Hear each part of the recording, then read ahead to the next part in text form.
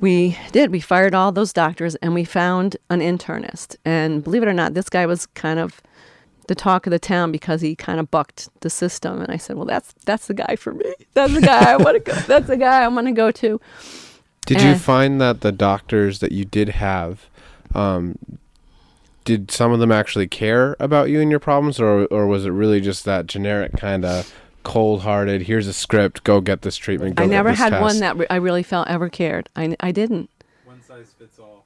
Yeah. That's how the medical field. I saw an infectious disease doctor who told me, that I had parvovirus, and because I did have a high titer for parvovirus, and that it would work itself out. And he said it might take up to 2.5 years. Could you believe that? It just left me, it might take 2.5 years to work out. We took my daughter to the head of infectious disease at DuPont Children's Hospital. And he, let me tell you about the internist first, but remind me, I'm going to come back to that, okay? Yeah, that's okay. That's important. I want to come back to that point. So my husband found this internist. I went to him, and this was the doctor that changed everything for me. He came in and he said, what's wrong? And he just sat there with his mouth shut for the next half an hour and let me talk.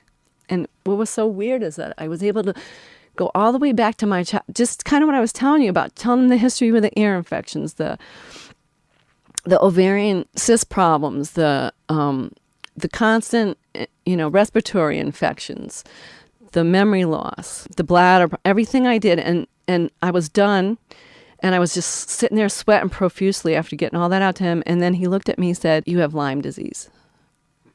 And I said, no way. I said, how could that be? I said, in the last 6 years, I've had 3 negative tests for Lyme. I mean, there's not a test that hasn't been done on me. And he said, you have Lyme. I said, well, show me how you think that that's the case. And I said, how can you stand there and just say it when everyone's done all these tests and nothing has come up? And he went to the other room and he came back and he handed me this list of symptoms. And I read down it, and there wasn't anything that I didn't just tell him in that half an hour. He said, you have a systemic illness. And in this area, you own a business that's outdoors. Okay? You're in one of the highest risk areas of the country. And that should be the first thing that people are looking at. For where you're where you're concerned, right? Your environment. Yeah, I said no. No one's ever taken that seriously. And a friend kept telling me, you have Lyme. A friend of mine kept telling me, you have Lyme. I think you have Lyme disease. I said, well, how can I do anything if my doctors don't? If my doctors don't right. find it, how do you do anything? Mm-hmm. So he gave me some medicine, and I did some urine testing, and they sent it out to a laboratory in California, Igenics Labs. And they did what's called a LUAT, which is a Lyme urine antigen test. And what that test does is it's a direct test.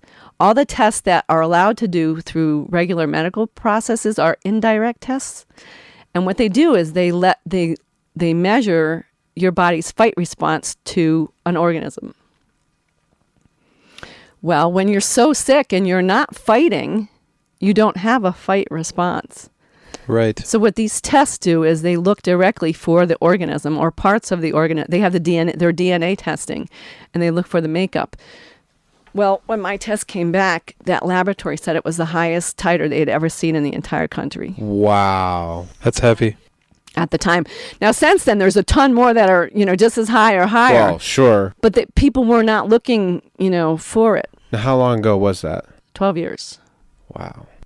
So it was the highest in the country. So what he did is he put me on antibiotics, and I proceeded to have 3 months of, I can't even tell you what it was like. I spent it on the couch with my head spinning, and I had gooey stuff coming out of my arms and my stomach, like gooey lesions and stuff, coming all out of me. And I would call him and said, I think I'm allergic to this. And he said, just keep taking the medicine. Just keep taking the medicine. And that's another thing I learned in my journey, that allergic reactions aren't, if you're anaphylactic, you have to deal with that. But if you have things like itching and things coming out of you, that's your body's way of getting rid of it. Right. And most likely, you're not allergic to a medicine. It's actually ridding your body of it. But a lot of doctors will see something like that and they'll stop the medicine and say this is the wrong medicine when in fact it's really the right medicine. So, just to clarify, what your body was doing, your body was pushing the medicine out, or it was pushing the disease I out? was pushing the disease out. Okay. And because of the fact that I'd taken so much medicine all those years, your skin is like your second liver or whatever. Right, yeah. Okay. I've heard that. So if your liver and your kidneys aren't working properly, things come out the skin.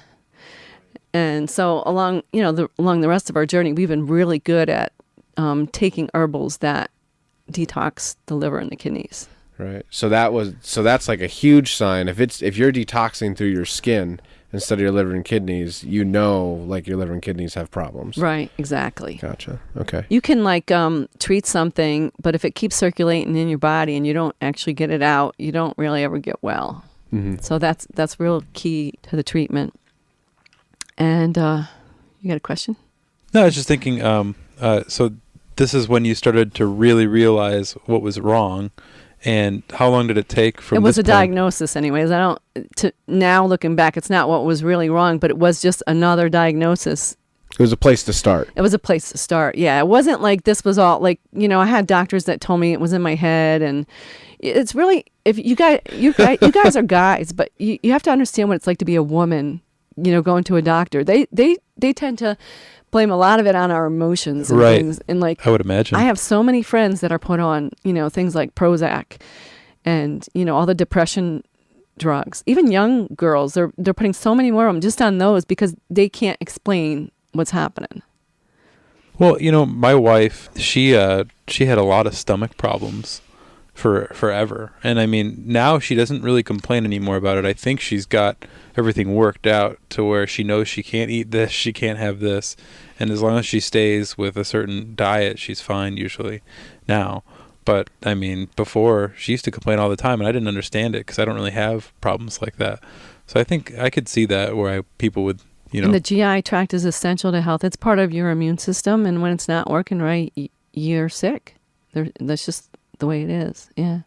And with tests and doctors, if they don't see anything, I mean, we've talked before about the issues I had this past summer. Mm-hmm. And they will. I mean, even men eventually, they will tell you it's in your head. There's nothing really going on. No, I'm sorry. I'm in pain. You don't understand. Yeah, there's something really happening. Oh, we can't explain it, so we're going to ignore you. And it's like, your doctor, what about your supposed oath where you're supposed to be helping? Right, looking for it. But you have to understand that they've been trained right. a certain way. And so their view is, goes down a pathway that maybe doesn't necessarily veer off at all. They have no scope to understand They know what's medicine. going on. They're not really treated, they're not really trained nutritionally. Right. Okay, you don't really ever see a regular medical doctor saying, well, go home and eat, squash and potatoes and this and you'll be fine. You know what I'm saying? They don't really know that, food has a lot of things that keep you well. Sure, because it's all approved, Yeah, and it doesn't make the money. It doesn't make the money. Yeah. But the really neat parallel that was going on here, you guys, is at the same time God was working inside of me because I went to a friend's house who invited me to say, I'm going to try and start this thing in the community. I want you to just come see what it's about. And I went, and it was community Bible study. I don't know if you ever heard about that. But we had 40 women of 40 different denominations getting together. Wow. Studying the Bible together. And I did that for 3 years during this time period when I was, taking medicine and trying to become well. And, God just worked. That's when he just did the most work in my heart, I think, because I was reading the word. I got to know him. Mm-hmm. That's how I truly got to know him and understand, that I wasn't here just for me. Right. And, my agenda. And, eventually down the road, my agenda and God's agenda became the same. Mm-hmm. He really wants for us what we want. It's just, I guess, how we go about, getting it. So I guess from that point, where do we land next? Do we land with your kids? And yeah, the kids came into play there because what happened was my son, who was the next severe, he was diagnosed with Lyme, and this is where we started to learn about tick-borne co-infections. They found a lot of other infections in Ryan. He was found with typhus and mycoplasmas and Babesia and Ehrlichia. A lot of things that were really contributing to his severe condition, and the internist that was treating me wasn't as well versed in that. And so we went to a doctor who was really good with kids. He was an hour and 15 minutes away. And so my son went, and we got his diagnosis pretty much that he was dealing with the Lyme plus these other things. And then I said, we're just all, going to be checked out. Kara went next, and Kara, when we were in the doctor's office, had a seizure. Wow. And my husband wasn't taking everything too seriously because he wasn't feeling anything.